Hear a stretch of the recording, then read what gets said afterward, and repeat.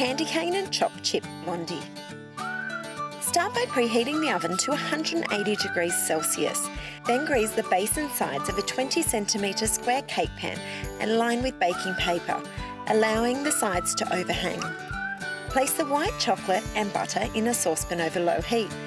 Cook stirring for 5 minutes or until the mixture melts and is smooth.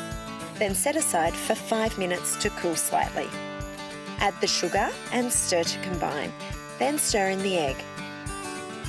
Add the plain flour and self-raising flour and stir to combine.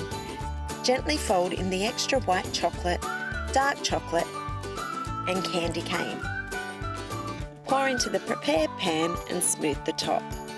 Pop in the oven and bake for 35 to 40 minutes or until a skewer inserted in the centre comes out clean. Set aside in the pan to cool completely.